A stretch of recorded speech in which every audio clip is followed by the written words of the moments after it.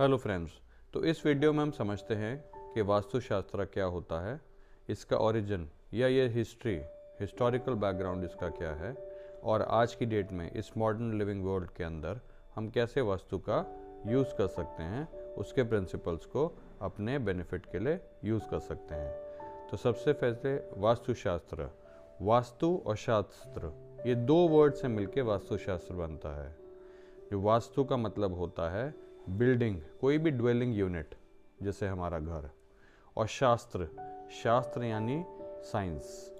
तो वास्तुशास्त्र को अगर हम कंबाइन करते हैं तो ये बताता है कि एक ऐसी साइंस या ऐसा तरीका जिस तरह से जो आपकी बिल्डिंग है वो इस तरह से बनाई जाए कि आपको सुख, समृद्धि, खुशी, शांति और अपनी लाइफ में बहुत आगे बढ़ें, आपके रिश्ते बहुत अच्छे रहें।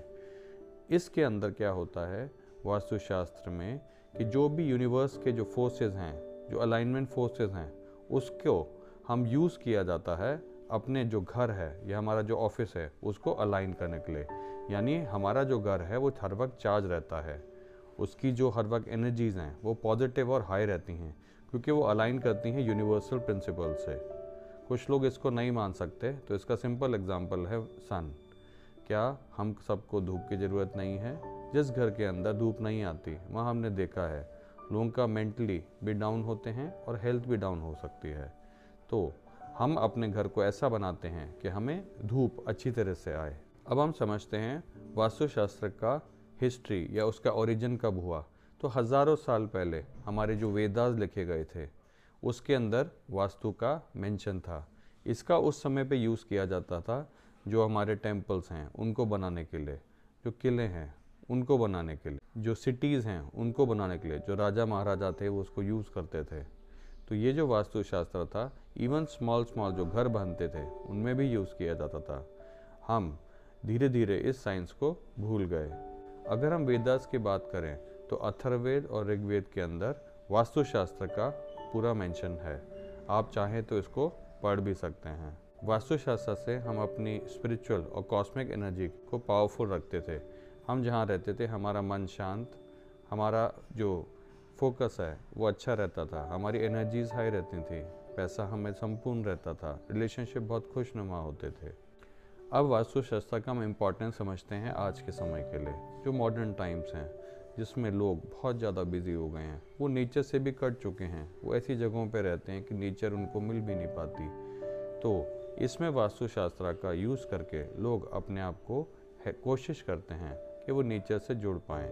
वो कोशिश कर पाते हैं कि जो यूनिवर्सल जो प्रिंसिपल्स हैं, जो फोर्सेस हैं, जो एनर्जीज़ है, जिसको हम सम अप में बोलें प्राण, कॉस्मिक एनर्जी, उसको हम बैलेंस करते हैं अपने घर के अंदर या हमारे ऑफिस के अंदर, और उसका हम बेनिफिट उठाते हैं।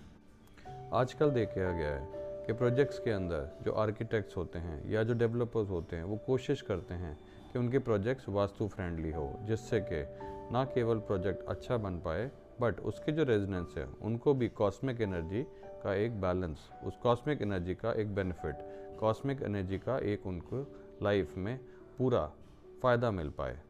नेक्स्ट वीडियो के अंदर हम समझेंगे कि वास्तुशास्त्र का बेसिक प्रिंसिपल्स क्या होते हैं। इसमें हम 3 चीज़ों को समझने की कोशिश करेंगे।